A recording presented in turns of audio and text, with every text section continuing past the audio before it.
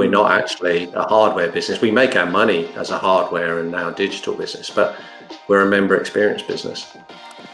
This week on the Escape Your Limits podcast is the president of one of the world's largest fitness equipment companies and an executive board member of AMA Sports, the $3 billion global leader in sporting goods. He started his career in health and fitness facility management before moving to Precor in 1995 as a sales and marketing manager. Today, as president, he's driving the development of personalised health and fitness experiences that help people live the lives they desire. So for a real-time insight into the state of the fitness industry, please enjoy this week's episode with the president of Precor Incorporated, Mr. Rob Barker. So Rob, thank you so much for joining us today. It's taken us a while to get hold of you. You must be a very, very busy man at the moment. Wow, I've been waiting all this time, Matthew. I thought I was last in line. You're the busy one. I'd just like to say, on behalf of everyone that listens, you do such a nice job. You started this, doing it off your own back. And on behalf of everyone in the industry, it's great to have someone like you, asking great questions of people on this. And it's certainly something I listen to every week. So keep it up. Thank you, Rob. Thanks very much for that.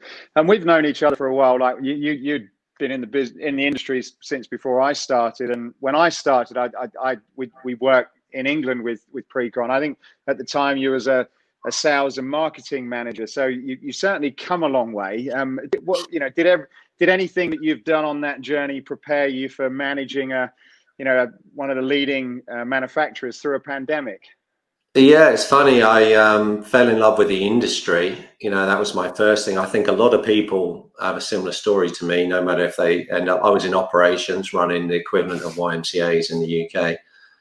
And I just wanted to keep working in something that kind of made people happier, healthier and happier. And I thought there's no bigger calling than to be in an industry that does that. So I just needed to find a spot that made me happy. And I was lucky enough to find Precor. And I just came up through the business. So good on Precor for showing that it's a merit-based organization for someone to come from the London sales rep to be president. And all I didn't have a master plan to try and be president. I just thought, right, every day I've just got to be the best version of myself. What does that mean? I own my own development. What can I learn from others? And just try and be the best version of yourself every day, have a growth mindset, treat others as you want to be treated yourself, and be an optimist, an optimistic rationalist, be rational, but very optimistic. And then every time I was thinking, oh, right, I've done this job for 2 or 3 years, I wonder what's next. My mentor, Paul Byrne, who was the previous president, would tap me on the shoulder and say, hey, I've got something else for you, Rob. And so 8 years ago, he did that, and I relocated from the UK to Seattle here, and now I've been president. It's been great. I know when I asked this question to quite a few people, and I've been asked it myself, and it's always a difficult one because sometimes you don't always know where your strengths are. But over that period, since 95, there's obviously been some things in terms of the skills and the habits that you've focused on, and you've probably been particularly good at that's moved you through your career. If you think about that, what would you say are some of those things that probably have moved you forward and that you've continued to try and be better at as within each one of those roles?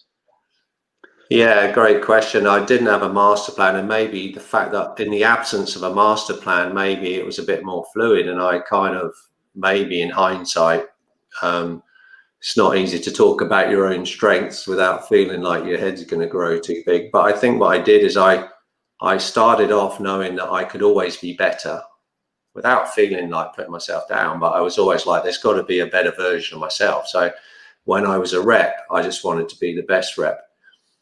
And I didn't realize, but one of Muhammad Ali's famous quotes is when someone said, if you weren't a boxer, what would you be? And he said, if I was just a trash collector, I'd want to be the best trash collector in the world. And he had this just great mindset about trying to just be the best at all times. So our best rep, best sales manager, best guy running the UK business unit, and trying to be humble. So understanding that I came from an athlete background. I rode for England, and we always had a coach with us, and the coach would give you feedback constantly. And the best rowers are always the ones that were constantly seeking feedback, constantly open to improvement. And I just thought, right, I'll do that. And then the other thing was owning it myself, not expecting the company to come and lay it all out on a plate and do that. Just say, right, what can I learn? I read a lot of books, spoke to people in the industry and asked for their feedback. And that's kind of what we did. That's what I did. And being humble. And I would say last thing is realizing that all humans are equal. We have equal ability to affect others and be happy. And I never thought, even though you get an organizational chart often drawn up where the most senior person's at the top and it looks like a Christmas tree or a pyramid. And I always thought, no, you have the economic engine in the middle, and that's the customer. And then round that, the first wheel that goes round are the people who serve the customer. It might be the service tech or the rep or something like that. And then their job is to be rock stars, and our job is to help them be rock stars. So by the time you get to someone like me, I'm right on the outside now. So my job's to, it's like an onion kind of. So I just thought like that from day one. I was never comfortable drawing a Christmas tree because that's not how it works, I don't think. I kind of thought, well, if I do it wrong, someone can tell me. And in the absence of that, I'll just keep doing what feels right and have a moral compass. And keep that with me. No one can take that. Someone could exit you from your job for some reason, but no one can take away your values and your moral compass and who you are. So I thought I'd just do that, and here we are. Yeah, I guess when you look at, which I've done, you sort of look at the career and you see, well, that's pretty cool. Constantly moved up, and I suppose in a lot of cases when you talk to people that have got to a certain level, I suppose the bits that are not on the CV or the LinkedIn profile are the things that have gone wrong. And I guess at the moment, if we look at our industry for as an example, there's probably a lot of people that have either lost jobs or have had to go back into positions that they previously felt they should, they probably don't feel they deserve it. And I guess it's very easy to get quite disheartened and sort of almost lose hope to say, well, look, I'm not getting where I need to be. What's been your experience? Like, I'm sure you've had a lot of those moments. And how do you sort of mentally deal with, I guess, serious setbacks, whether that's financial or progressing within your career? And how do you sort of stay optimistic and keep that hope that it is going to go okay? Yeah, it's a big one, isn't it? It's very on of the moment right now, which is mental resilience. So firstly, I would say, there's a YouTube video, TED Talks, of Sean Aker, and his surname spelled like anchor, but without the N. Sean Aker, that happiness advantage. And it's 13 minutes that changed my life. Happiness comes before success. You choose, happier doctors make better decisions. Happier teachers get better results. Happier sales reps sell more stuff. So you choose to be happy before you become successful. Otherwise, if you have success make you happy, it actually never happens because you just recalibrate. So happiness is always over the cognitive horizon. So choosing to be happy and understand what that is for ourselves, and understanding that just because you might have lost your job or something tough's going on right now, which is hard, but it doesn't take away the fact that you can choose to be happy, you can value what's going on, and that no one can take your personal values off you, and you can come back.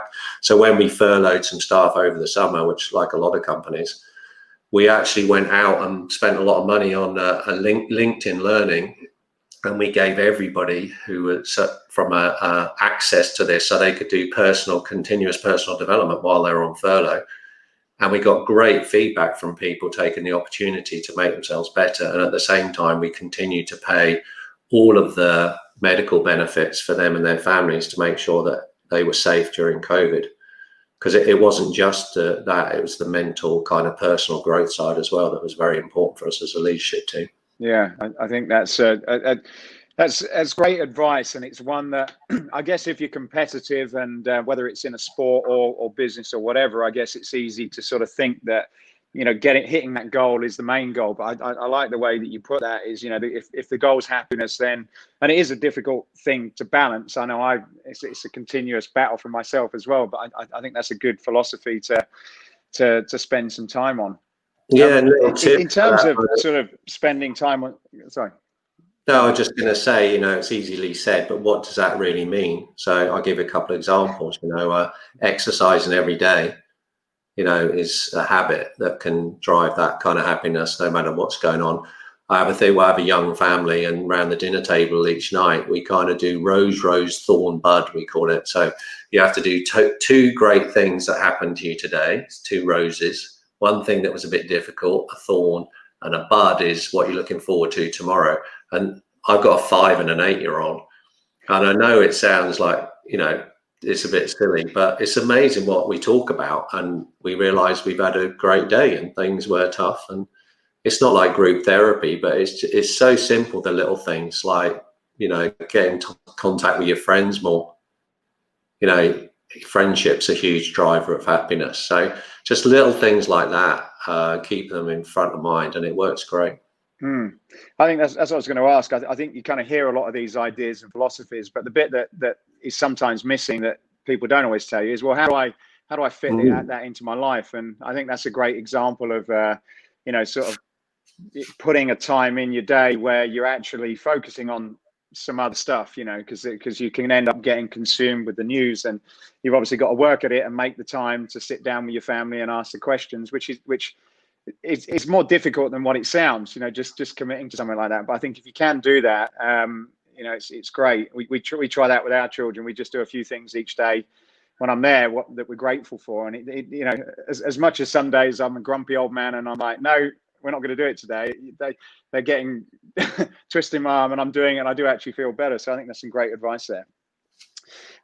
Coming on to sort of the business side, Rob, strategy. I many years ago, I can't remember where we were, but you turned me on to a book called Play to Win. I don't know if you remember that, but from that, I love the philosophy, and even today, I still sort of, we still sort of use that terminology. But what have you found over your career? How important has strategy been, and how are you sort of using some of that strategic thinking in terms of where we are today? Because obviously there's been some quite significant shifts from where probably your business was and where it's going, and how are you sort of overlaying that strategic thinking with some of the principles in that book, for example? Yeah, that particular book I use a lot, and we use it as a leadership team here as well. I was introduced to it myself by the CEO of Ama Sports, and the nice thing about that book is it takes all the way from deciding a strategy right through to how do you actually implement it. Because the thing about a strategy is, actions without a strategy is just random kind of dreams. And the problem is, and then you get, strategy without any action doesn't really mean anything. So the whole thing is how to build, and it's a circular thing. So what you do is you start with trying to work out what you can be the best in the world at, and what playing field in which where to play. And so what we do is we look at that, and you look at a market landscape assessment, and that's particularly important now because it's changed so much. So we've just redone all summer. We've just redone all of this work for Precor. We took the existing stuff, put it to one side, and said, right, in this current post-COVID world, what does that look like? Consumer trends, industry, structure, all that kind of stuff, suppliers to us, new entrants, the rise of Peloton. A year ago, I looked it up, they were worth 7 billion. Yesterday, they're worth 29 billion, all that kind of stuff. And then you say, right, what capabilities do you need to win, the how to wins? And you have to look at what capabilities you can build and which ones you don't have, and you have to be really honest if you don't have it, and can you go and get it? And if there's something you can't, don't make that your strategy, because you're really fighting a losing battle. And then you move into how do you activate it in a business, and how do you get people enthusiastic behind it, focused? How do you move resources? A classic line my boss once said to me was, I don't need to see your strategy document. Give me your budget and I'll look where you spend money, and I'll tell you what your strategy is. which is really where you move in the resources. And that agility is something in the industry we're really challenged with right now. You know, many years of a more traditional model. And it's a little bit like I'm on the board of AMA Sports, and I've been lucky enough to be on that for 8 years with fellow presidents of Wilson, Arc'teryx and Salomon, these really leading brands. And about 7 or 8 years ago, it was the middle of the storm of wholesale retailers with bricks and mortar stores. Suddenly you had e-tail and e-commerce coming. Well, that's a bigger storm than they would maybe comment on what we're dealing with right now. And that was all about, okay, let's build the capability to be good at e-commerce. And like Nike, they do 55% of their sales direct to consumer through the web now. And they've declared that they're only going to have 40 customers worldwide on the wholesale side. So you take, how does a company like Nike go from where it was to where it is now? That must have been incredibly painful. And they must have had loads of internal discussion and arguments about what really to do. But they went for it. And, you know, there are business cases all the time, like Blockbuster versus Netflix, all these other things you can look, and it's really interesting. So one thing I'm talking a lot about at Precor right now is agility. And how do you put agility into an organization? It has to be a mindset. You have to move resources to support people to be agile. And that's not easy. So yeah, it's something though that's a challenge. But one of the things I do think is if you choose to be a leader, you can't lead during the sunny days only. And that's easily said, but actually the follow through is not that during the tough times you'll do it anyway. You have to be energized and lead, and it almost feels just as much fun. Even though I wish we weren't going through this as an industry, I wake up with more energy, feeling stronger than I did before COVID, because we better do it now. We are the leaders, whether the industry likes it or not. We're the leaders right now. We better get this thing done now. So yeah, it gives me energy, and hopefully that rubs off with the people at Precor, who are great, by the way. I get a lot of energy from them.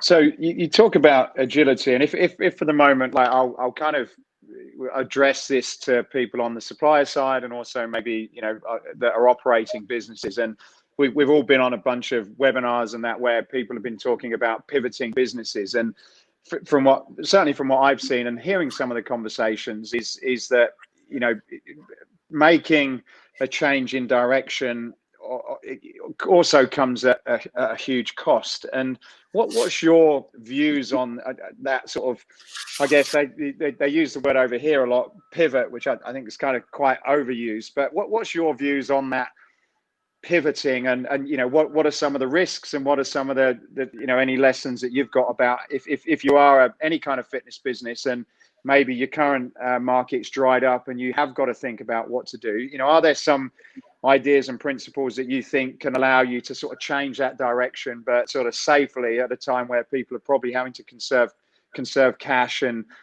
probably limit some of the risks that they're taking or need to take? Yeah, it's really hard. So I feel for everyone that's having to do it, but at the same time, there's no choice now. So really understanding what the core business is. So where do you really win? What can you be the best at? And that's the same for us as an industry. So, and then being agile to try and test a new thing. So one of the things that I believe will happen is a lot of operators will go omni-channel. That's a phrase that's been used in the sporting goods industry for years. And really it just means being very consumer-centric. And so instead of being very facility-centric, being very consumer-centric, and then saying, okay, if we were providing fitness services to, you know, people we call members or guests or students, then what we need to do is reach out and go omni-channel, which essentially means reaching people at home, reaching them on the road, reaching them outdoors. But really having the best possible experience should always be in the facility, but then just linking this thing up so that people can say, you know, it's incredibly amazing that if you've got $40 or €40 a month, you can have the world's best fitness experiences. So we're still amazingly accessible. So what we have to do is really sit down and really wrap ourselves around the consumer and understand what they need, because the brutal facts are the economic engine of most facilities wouldn't work if everyone came 7 days a week. And what we have to do is we kind of have to acknowledge the fact that we are under pressure, but at the same time, and this is a little reminder for us all, including myself, is I did a phone round before this just to double check, and most people are saying, well, it's about 18 to 20% of adults in the States are members of clubs. Well, that means if it was 18% and 10% of that group didn't come back post-COVID, we'd be short 1.8% of the total population. And the other 82% that aren't coming, many of which were members of clubs but aren't now, we should really focus on how we go and get that 82 number down to like a 75. And that would make the industry probably 25% bigger. So what we have to do is really focus on, okay, short-term cash, absolutely, and understanding, and it's really difficult right now as I speak to you. A lot of people are in the middle of the storm. But once you can have that resilience and resolve, and we're doing this at Precor, our first actions were all about resilience and resolve, protecting our cash, but really our people, our customers, our cash, our operations, and then looking at Precor reimagined so that we can come out of this stronger and use it as a kind of launch pad. Yeah, it's interesting that you mentioned that word omni-channel, because it seems both on the manufacturer's side and also on the sort of operator side that everyone's sort of now, or certainly over the last 6 months, have been kind of going to that same customer. A lot of people that we know on the supply side of their businesses have expanded, certainly for a period of time, whilst they can get stock as they're supplying customers. And then you've got the Pelotons that I guess are, and those types of companies that are new suppliers into this market. And then you've got a lot of the traditional clubs that are now doing direct streaming to end users. How do you see that all shaking out? Because I guess at the moment, if we think about the traditional fitness space, the people that would go to Ursa and FIBO, for example, then it's very much a partnership. The manufacturers are supplying a service to the operators, and then they work with the consumers. With the Peloton type of idea, and there's a number of people in that space, it almost seems as though there could be some competition. What do you see? Where do you see that going? Is it competition? Is there collaborations, or is there something else out there? Yeah, it all depends on which game you want to win at. But if it's, I think you have to be open. Today's competitor might be tomorrow's partner, and you really have to look at it. But the consumer will vote with their feet and their wallet. So we really have to start there. And if someone is, I'll give you a great advice or example in this house. My wife used to go to the club pretty much every day. Now she's homeschooling a couple of kids, and she just can't get there. Now, does that mean she should go off to YouTube or go off somewhere else, or should the club help her? Of course, the club wants to help her. So if the club's got the toolkit and she can be loyal to that brand, and that's where her value is, then she'll continue to pay and probably tell her friends as well. So what we have to do is, if you're very big and you want to own it end to end and you've got the money to do that, then you go one way. If you're smaller, you have to pull together partners who can help you, who have got scale, like Precor, for example. But it's not just us. There are others out there who can do that. But pulling in and creating this scale, if you're an independent operator, you can scale, but if you pick the right partners. But one thing that's going to happen, there's going to be this massive rise in content. Everyone's posting content right now.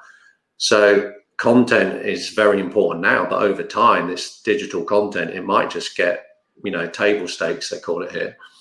So again, what comes after that, once everyone's got access to at-home content, they may be paying paying some money for it today, but in 18 months time, will people pay money for that? You know, only last week, Apple came and reset the price for this $80 for a year. You get access to all of the Apple Fit stuff. So quite where that ends, I don't know, but we certainly have to start with the consumer and say, okay, we're going to look after you wherever you are. The best possible service and the best possible experience is going to be in facility. And I think that there's something like business judo where you don't take the weight of the attacker and just try and push back on it. So if you've got someone who's much stronger than you, you know, like Peloton or someone like that, what you have to do is understand, okay, what can you be the best at? And all of us, you know, have been in the industry a long time. We know there's nothing better than going into a facility, having someone smile, hopefully say your name, and you get the world's best equipment and services all in front of you. You can go on elliptical one day, go in the studio in the next. If you're lucky, maybe go in the pool. You can do everything, and it's like your third home or your third space. So what we should do is just, you know, power into that, but not forget the reality of serving people. So the club becomes the hub, and the services we put out there, and depending on your model, you either charge for it or you build it into your price.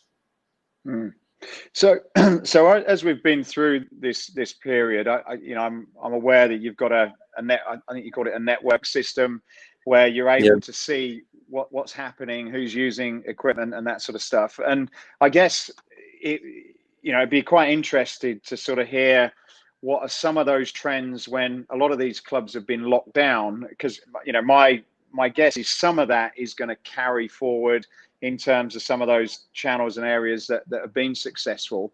What have you seen during that period? What, you know, sort of user behaviors that are probably worth mentioning, and you know, I guess could be opportunities for the future? Yeah, I always, you know, when I listen to these podcasts, I want to be able to take away 2 or 3 things that I can action pretty fast. So, you know, I actually went into our system. So we have over 120,000 connected pieces of cardio all around the world.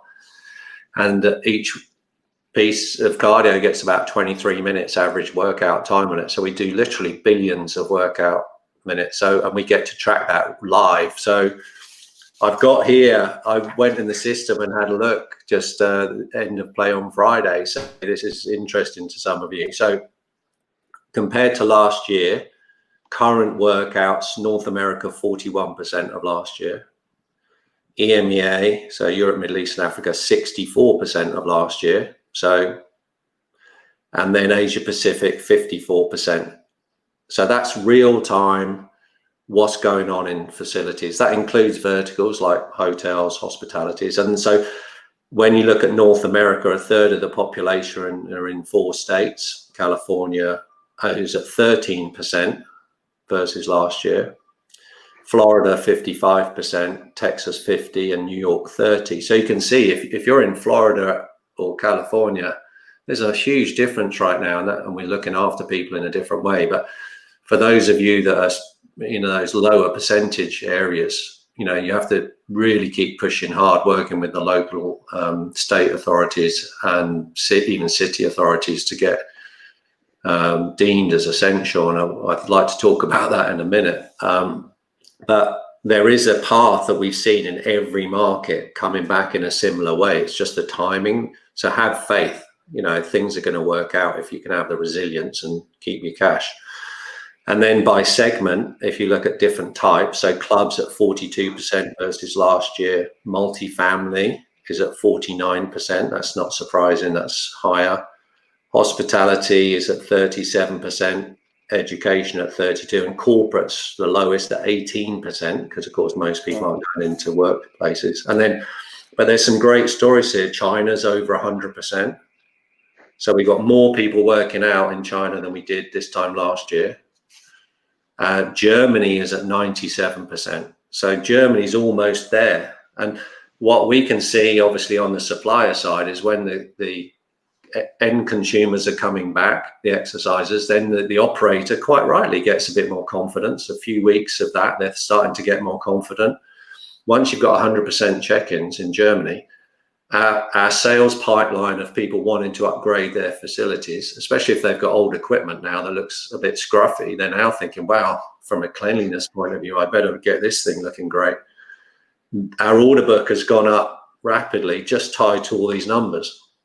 So, and I was just thinking about this, so I should just publish this on our website every week, because I want the industry to know, and I want people to know it's hard, but don't worry. Just hang on in there, because we can see it coming back. Absolutely. I think that information is quite powerful. I don't know how many people have this, but I guess, you know, you hear all the stats about how many members are joining and leaving and that sort of stuff. But I suppose actually seeing what people are using by channel and country is pretty interesting. So with that information, then is that stuff that you guys are using to develop your strategies for the next few years then? Yeah, so we use it to support our existing customers. You know, it's got to be tough in California, isn't it? And, you know, and just, you know, I'll come back to that question, but one thing that I think we did drop the ball as an industry, you know, we have to be accountable for this, is we never really organized ourselves. Chris Clausen was talking about this, you know, when he was on with you, and, you know, Chris, you know, I agree with all of the stuff Chris said in his podcast with you. We've really got to get organized. We failed to position ourselves as essential. You know, I'll give a great example. You know, we had to lock Precor down. I couldn't go to the gym, that got locked down. Home Depot was deemed as essential. I go down there to do some home improvement whilst I'm off for a day or two, and the place has got 200 or 300 people in it. Half of them aren't wearing masks. No one's wiping anything down in between. And so we've always been better. It's just we've not been deemed as essential. And so very specifically, we must, out of all of this, work with the counties, the states, federal, and if you're outside of the states, the countries and cities, to be deemed as essential. And how we do that is by providing the information up front and working them. I love the fact that there was a Planet Fitness franchisee group they joined the Medical Fitness Association. And because they were part of the Medical Fitness Association, they've now been deemed as essential. Well, we've never really partnered with the medical fitness associations like this and got together. Another thing is the COO of World Gym was just telling me this morning, I was speaking to him this morning, Jared, and Jared was saying in the state of New York, in order to get a bar and restaurant license, the square footage is 1 person to every 7 square feet. For gyms, it's 1 person to every 50. So we've been 7 times safer anyway before COVID, and we clean everything down.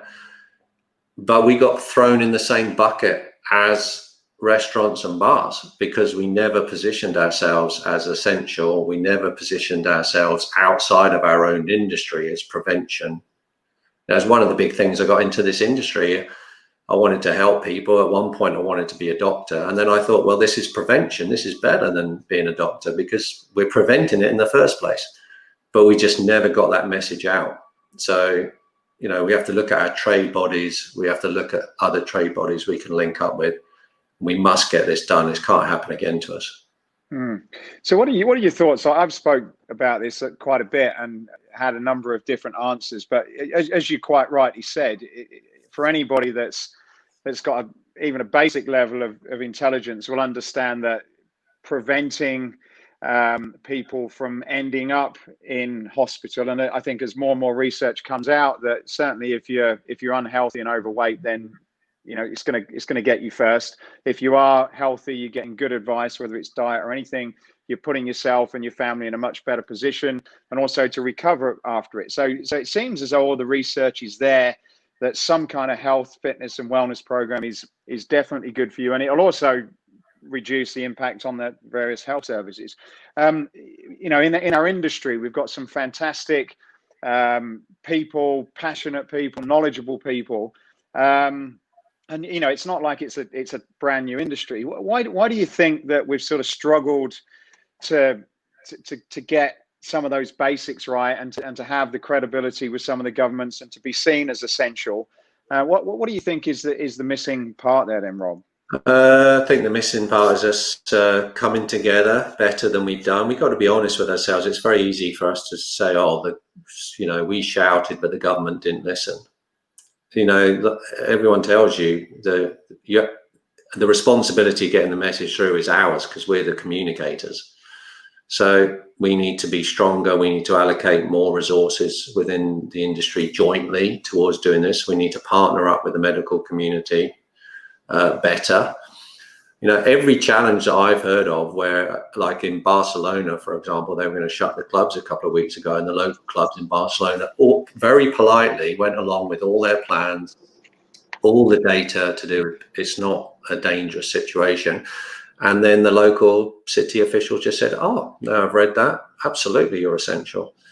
It's not. We just have to get it over the line, and we have to just put the evidence into the right hands. Even Fauci here, I think yesterday, said, health clubs are a dangerous place to go right now. And then that is just wrong. So what we have to do is we have to just get organized and have a strong message. And it starts with educators as well. Whilst I'm kind of ranting about this a bit, but my kids at school, there's hardly any PE going on at schools. And when, even the kids, they don't go back and understand that it's essential. So it's really about taking this broad brush approach. And, I'm very happy to do whatever Precor can, and I can personally, to push this forward. Because it's under our leadership, this is a moment for us as leaders in the industry. We cannot let this go and hand it on to the next set of leaders. No way. Yeah, and I know for years running up to this, it's always been, well, how can we get more people active? And most of the mission statements for the governing bodies are getting more people out, more active, more often, for example. And I would agree, this is probably a tipping point to really impact that positively. So what are some practical takeaways that you think we could be trying to nudge forward to make a difference in this area? Yeah, because the evidence has always been there. So it's a little bit like representing the same evidence not going to work. I think we have to really look at our strategic partnerships that we have with other people, especially in health. The fastest way in is to be considered part of the health industry as prevention. I'm no expert at fire, but you can imagine in the fire industry, there's the people who put out the fires, and there's the people who stop the fires in the first place. But they're all in the fire industry. Yeah, and there must be a lot of money, and a lot of people thought a government code to do is stopping a fire in the first place. And this stuff is, if unfortunately it's part of your house burns down and you got insurance, you could go get another house. Health, you only get one. You only get one body. So what we have to do is somehow, I think we really do need to embrace that. And that's where competitors, you might have two clubs in the city. They might have to come together and leave their competitive hats at the door and go to speak to the local city people about what they can do. And then we need to reorganize. We can't just keep talking about it. I think the leaders of this industry need to get around a table and talk about this thing. And I can't predict what's going to come out of that conversation, but we have to have a hard conversation about it. I know Europe Active, again, I don't follow these super closely, but I know that they're making some progress in this area. What are your thoughts about what Europe Active are doing, what URSA are doing, or certainly through this period? I know that would be sort of upset too many people, but how do you think they've done? Yeah, I think that, like us all, we could have done a better job in hindsight. We thought we were doing the best job, but now every now and again you get a hard test in life and you really work out whether you were. And especially when it comes to the organization, within the States, we've seen, I've got stats here, North America's only at 41% of, usage. And so we do have to come together and win by lobbying the right people with the right message and doing that. But it's not easy. But at the same time, the big stuff is never easy. It's overall selling the benefits of health and well-being. We've done that for years. We don't need another report that tells you, obesity is bad for you. It's like the case for change. When you look at change management, the case for change is there, and it's been there for years. What is the new way, and what does a good implementation plan look like? That's the bit that's missing. The Dairy Council, or the milk, or whoever they are, that's the trade association. They hand out teaching kits to elementary school teachers so they can teach the kids to drink more milk because it's good for you. My kids come home with these things. Now, personally, I'm not too sure that's true at some point in your life. But when was the last time the industry handed out teaching kits to teachers on helping them what is exercise and helping them? But there are other. We can look at other industries and just copy what they're great at. We don't have to come up with a rocket science kind of idea. Go benchmark who's great at this and go copy what they're doing. Yeah, I guess, and it's one of those things where it's in everyone's benefit, whether you've got competition, as you say, from the club side, or whether manufacturers and clubs and manufacturers. We're all, the better we can do with this, we're all gonna rise, as they say. When you look at some of those other industries, then what do you think they've got? Is it a case they just have a lot more funds to do some of these things, and that's what we're lacking? Or have they got certain leaders in place that are thinking about and implementing some of these ideas? Because like I say, we always talk about this kind of stuff, and I know there's been progress made, but I guess at the moment it's not. It could do with happening a lot quicker, certainly for a lot of businesses that are just hanging on at the moment. So if you look at some of those industries, is it about having some of those leaders that are able to have the conversations with the right people and influence things, and it's a case of finding one of those people? Or is it just we've all got to kind of do our own part and try and figure it out ourselves? No, we all got to come together. I don't think you and I are going to solve it on this call, and I'm not a lobbyist. I'll try and stay away from politics when I can. But we need to go and find out people who can advise us as an industry on what to do and how to do it properly. We can always look at others and say, well, they're bigger. We're big enough. We're big enough to do it right. So we should just go and be humble, put our hands in the air and say, yeah, we didn't get this thing done to the extent that we should have done. So what should we do about it? And get energized and excited about it. We do great things in this industry. It's just, unfortunately, this has demonstrated that our message doesn't get through to everybody, especially those in control of whether they shut us down or not. It's got to be so frustrating for people who've built a lifetime of business and they know that they're not unsafe. I don't know a single operator that would ever knowingly want to put their members at risk. They go out of their way to avoid that, but they still know they should be open. So, and that's where we should do it. There's a lot of great things going on. To stay in that positive mindset, that, I'm a rational optimist. There's so many great things going on right now in the industry as well. The fact that we've had people sample home fitness, there's been this forced sampling, it's not great. But if the clubs were shut and no one was working out at home, that would be really bad because they wouldn't be working out at all. The fact that so many people are working out at homes mean they really like working out. And the best place to do that is still in a club, and they're going to come back. So that's great.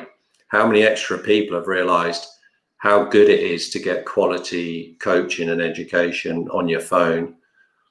That supercomputer that we're all taking around in our pockets these days and upgrading every couple of years off our own money. That's a great access point for us as an industry to get through and use that.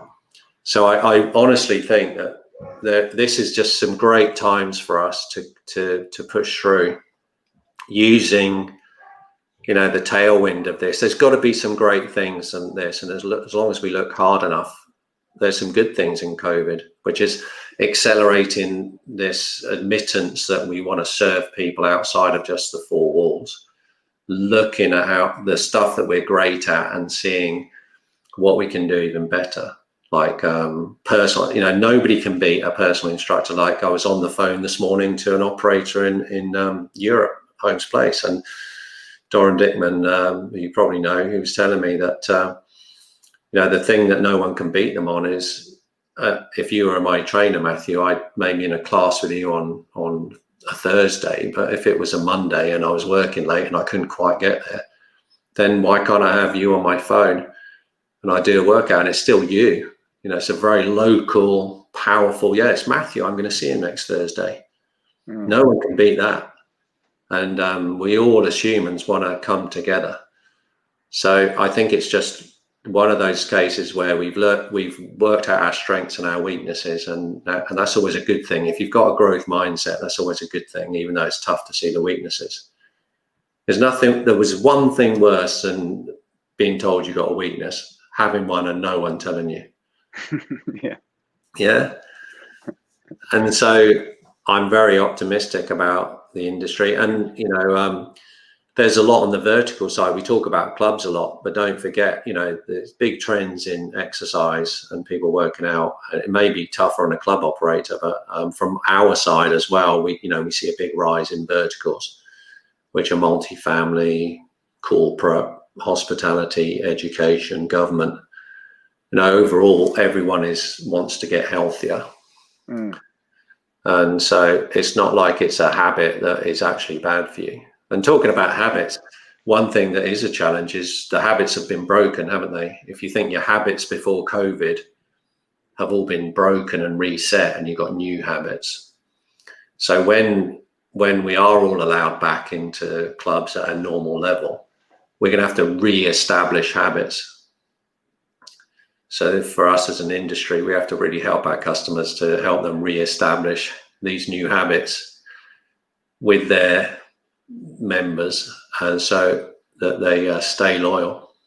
And back to that fit, the optimist in me always says, well, if 10% of people don't come back, we only have to get another 1.8% of the population off the couch and in, or attrition. If your average length of membership is 18 months, we just have to add 10% of that. What's that? Another couple of months. Or attrition is 40 to 60% in a lot of clubs. Well, how can we knock 3 or 4% off that? And then suddenly we're all full again. Yeah. Or yield per member. I know, just get a couple of bucks out of people. I know it's easier said than done, but with all the apps, people will spend $5 every day or two on a Starbucks. This micro pricing is very important. You go to most clubs and it is tough. People will say to you, yeah, I'm really struggling to kind of get my prices up by another couple of bucks. And potentially you go look in the trash can on the way into the club and it's all full of Starbucks cups. Someone's paying $5 for something going on in there. So how we do it, we have to come together and sort that out. And just to sort of close off that particular point then, Rob. So in terms of a takeaway, like I agree we need to come together, and I agree. I think the industry is doing some great stuff. A lot of people have moved into different directions that they wouldn't have gone before. But I think, certainly my experience, whether I go to the gym as much or not, I don't know. But certainly you can't take away from that face to face. There's nothing like going back into the gym. I did it the other day again, and it was, it's just a great feeling. And there's so many more parts than just working out. In order for us to move that, then would you say we need to stand behind some of those sort of industry organizations? Is that what when you say come together, or is it? Well, we have to create organizations that can get this done, and it's either existing ones or new ones. It's that, isn't it? And who do you think who will lead that? Well, the leaders, it's up to us. You can't shirk the responsibility. It's you. It's me. It's the leaders of the other suppliers. It's the leaders of the other operators. We got to have a heart to heart on this thing, and someone needs. And typically, it's a trade association that we're members of does that, and we say, okay, what's the focus area going to be, and how are we going to do it? But that's a trade association thing. I always keep bringing it back to the consumer, which is at Precor, we're getting obsessed with the experiences. If you think about the transactional nature of what happens in a club, I was speaking to Doran Dickman, as I said this morning, and even Doran, who has the high touch premium kind of set of clubs, what Doran's saying is, about 50% of people who come through the gate aren't having PT or aren't going to a class. And it's probably more like 70-80% in most clubs. Well, that means that self-serve workout person who's going to, just grab a towel, go change, go work out. They don't really interact with anyone. We say we're a member experience. We need to be based on experiences, because personalization is the new premium and experience is going to be the new premium. But over half of the people that come into our clubs actually don't interact with any of our staff. So what we have to do is we do have to digitize this and reach them through digital means and get our incredible staff in front of them using platforms. We've got them at Precor and others have got them. And we have to get our great staff in front of as many people as we can. Because like you say, you can't beat a local face that a friend, a local friend who's working in the club. But the idea that we're going to transform experiences just through having higher staff interaction, the business model can't afford it. So we do have to release the power of staff through digital. And coming on to that, so sort of, I guess, bringing it back down to Precor without necessarily just talking about Precor products, but when there are a lot of gyms that are reopening again and cash is tight, they really want to be sort of investing in things that are going to get them off the ground, get some money back in the bank, and so that they can go again. What are you sort of seeing from your side across different markets, and what's your thoughts, again, without, I guess, promoting a specific product, but where are some of the areas that people should be thinking about in terms of investing that are going to achieve the goals and support their business, do you think? Yeah, like before COVID, over 55% of our cardio goes out with a touchscreen on it. So it's not the luxury clubs that have touchscreens anymore. And when you want to go, if you're thinking about this incredible fitness experience that the club's giving you wherever you are, but when you do go to the club, it's a bit like buying Nike versus going to Nike Town. And you go to a Nike owned store and it's wall to wall, and Michael Jordan's shoe is in a box in the corner. When you go to the club, it's got to be the best possible experience. And so we really have to do an experience upgrade. But I can tell you now, customers, and if they're really into digital on their phones and they've really been enjoying it, they're not going to go in and just stare at an LED console and press quick start for half an hour and just look at little bricks.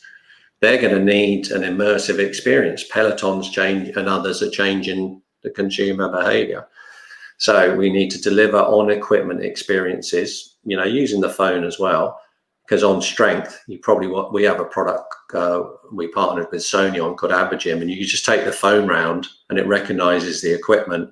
And even in the stretching area, you could go sit in the stretching area. Who knows what to do with all these Swiss balls and stretching things?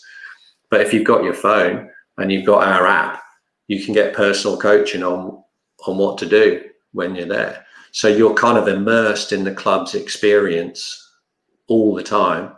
So the experience gets upgraded. So we should really upgrade experiences. And then, of course, in studios and PT and everything else, we can continue to do that. So I think people, we need to be the experience delivery industry, and people will pay good money for that. You only have to look at what the boutiques taught us all. People paying $35 for a seat for 45 minutes in a cycling class. People will pay for experiences. So we have to do this upgrade, and that's kind of the heart and soul of Precor, is being a member experience business. We're not actually a hardware business. We make our money as a hardware and now digital business, but we're a member experience business. And I think that's obviously there's different parts in the market. The low cost, which is very stripped down, and then you've got the other levels. I do think it does present a great opportunity to upskill, as you say, the experience, the staff, and yes, you're going to have to pay more for that service. But as you said earlier, when you're moving now, also potentially partner up with people in the medical field, then that does come with raising your standards as well. So I suppose hopefully for those business models that, you know, are serving and providing a better level of service, they can maybe charge the appropriate price for it, instead of it, you know, which I think has happened a lot in the industry, being very much a race to the bottom. Not that there's anything wrong with those models. You know, they certainly play a great part, but I think there's also an opportunity for a lot of other ones, as you've mentioned. So in terms of people, you know, just sticking on for a moment, the people that are thinking, you know, they're looking to buy equipment or make an investment. Obviously, everybody may not know some of the stuff that's going on behind the scenes in terms of supply chain, but what are some of the things that people, as they're starting to open up again in different parts of the world, what are some of the things that they need to be thinking about prior to purchasing equipment? Everything from, you know, getting the equipment, servicing, lead times. Yeah. What are some of the things they need to know? Yeah, well, with all suppliers right now, depending on the product, lead times have got a little bit longer. You know, just last week, you know, even getting, you know, shipping containers is a bit tight right now as the shipping companies come back online. So yeah, just think ahead, define the member experience with, you know, the Precor rep. We train the reps, we hire the reps to be able to have conversations about member experience and what people are trying to do. So sit down and start there.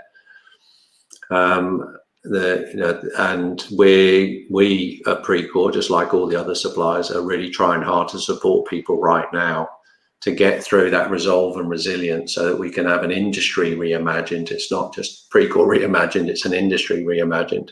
Keep the good stuff and then use this to go forward.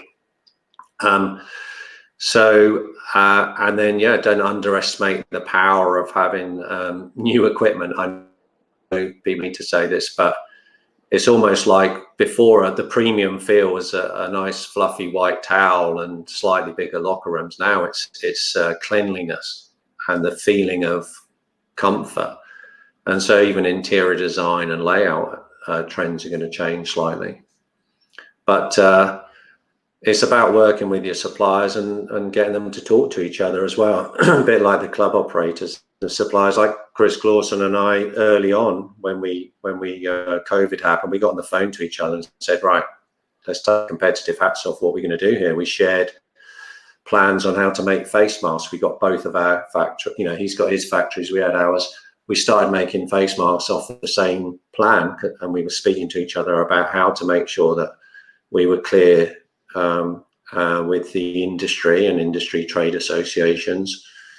And then you discover you got way more in common than you have, you know, separately. And that's just a good example of two competitors coming together and talking about what needs to happen to get that going. So a couple of questions then before we wrap up, Rob. So yeah. in the, you know, you guys have obviously spent a lot of time planning and strategizing about what's happening in the future. What are some of your thoughts in you know, in the next 24 months? I suppose if you think back, one of the big trends has been boutique, for example. What if you use that as an example, what do you think in the next 24 months are going to be some of the key trends that are worth us keeping an eye on or considering, or maybe sort of, you know, getting involved in on some level? Yeah, and I'm talking both from a, I suppose, a manufacturer's and an operator's side. Yeah, so we've already touched on a lot of it. Big trend around omni-channel, you know, getting outside the four walls and really serving people. I think one of the dangers there, or things we need to work out, is how can you make money, or is it just giving an extra cost to the business? What will people pay for? What won't they pay for? Another big trend is going to be at-home fitness. You know, you just go look at the amount of investment that just got put into Tonal and Swift, and you know, we've got companies now that are way bigger in terms of funding than any of us currently in the fitness industry, you know, operator and supplier. when you've got people with 500 million of cash to go spend on developing something new. So what we have to do is track those and bring those to you.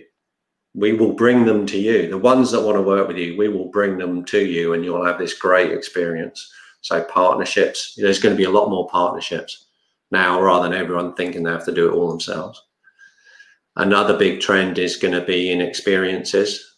Like I said, delivering those experiences. Boutiques will come back. I was on the phone to Kevin Yates. If you know Kevin, has got a new chain called Tribe. He's got 90% occupancy in his club already, and he's in boutique. And that's in the UK. Yeah, so it's going to come back because people are seeking experiences, and so the winners will be those that can do it. And then very short term, like you say, the next 24 months, cash is king because it gives you agility. If you don't have the cash and you don't preserve the cash, or look at Humphrey Cobold, he's probably one of the best operators out there at Pure Gym in the UK. Humphrey went from just doing a great job, and he had it all laid out and everything was perfect. COVID came along, he's gone off, and I was looking at Morgan Stanley reports, so this is all public. They went and raised, I think, another 150 million. So he's got a cash pile now that it gives him agility. So you have to protect your cash so you can be agile in these trends, because otherwise you're sat on the sideline, aren't you? You're saying, oh, I told them this trend was going to happen, but we didn't do anything about it. So Precor, in summary, I'm really driving this agility, trying to keep what we've got, which is we're really famous for great service and looking after people and everything else, and then double down on some of the experience-based things, and really supporting people as they come back. It's very important that we don't turn up and say, hey, are you looking to buy new equipment? Because I'm your man if you want to spend some money. It's about the lifetime of that customer, and we say to them, how are you? What do you need from us right now?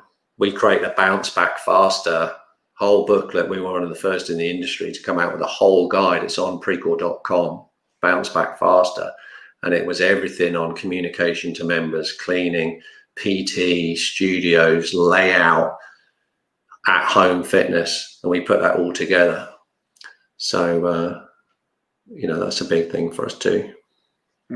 You mentioned partnerships a few times, and I know as an organization you've gone down that route with even with sort of complementary services. Is that something that why a lot of companies say, well, I'll do it myself, you're making stuff, why don't I make X, Y, and Z?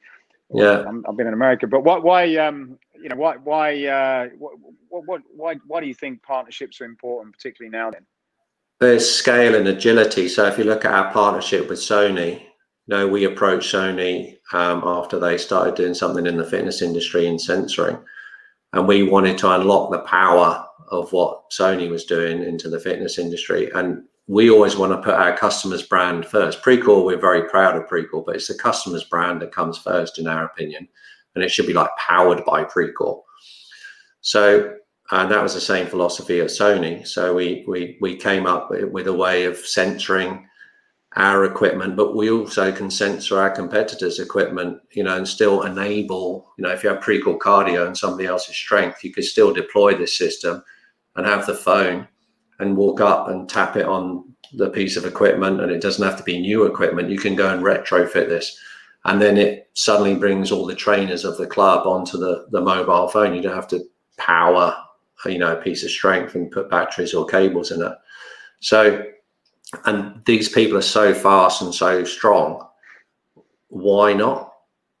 If you really want more people more active more often, and you really want operators to be the best version of themselves every day, you owe it to yourself to do the right thing for them and go off and get these partnerships. And you've got companies like Elon Musk. He hands out the IP on some of his battery technology, just puts it up on the web because he's thinking about the world being a stronger place. And if more people were working out and of this 82%, you know, Precor is going to do great. Even if the competition grow a bit as well, good luck to them. They can buy me a beer at the trade fair. That's right. And the next you know what I mean? Yeah, it's good philosophy. So final question then, Rob. Escape Your Limits is about escaping what you've believed is impossible and gone on to make it possible. What would be a memorable example of escaping your own personal limits? Well, outside of sport, I'll tell you a good one is I tried to get into the Olympic team in '92 for rowing, didn't make it. I wasn't good enough. And then all my buddies were settling into their careers. And I thought the world, I need to have a look around this planet. So I sold everything in my life, all that I owned, had a backpack, went off for 2 years, living off $10 a day around the world, all these different countries, came back, said, right, I've had a look around now. And that did me so much good. And it's like the power of humans when you actually take that time to observe, especially people from all around the world. I just think, you know, escaping limits for me was, I was scared. I thought I didn't know what it was going to be. I didn't know whether I'd be back within a week, you know, asking for my mum. And it was one of the best things I ever did. And so I think there are new limits that are being put on us through this COVID, but we can always escape the limits. And that's part of the fun, if you know what I mean, because none of us will ever know our potential. You know, you don't know until maybe you look back. So you just got to keep pushing and seeing what happens. Fantastic. Well, Rob, thanks so much for your time. I still had a bunch of questions I didn't get through, but we've run out of time, unfortunately. So maybe there'll be a part 2 at some point. So, but yeah, thank you for sharing the information. And if you did want to share that information, we can put a link in and yeah, put a link in. I'll it's great being on this, and hopefully people have taken away some value to make their operations better next week. Keep doing what you're doing. I learn a lot from it, which is great. And yeah, I'll give me a week maybe, but we'll start publishing this and we can just put a link to it on there. Fantastic. Rob, thank you so much, and enjoy the rest of your day. Yeah, cheers, Matthew.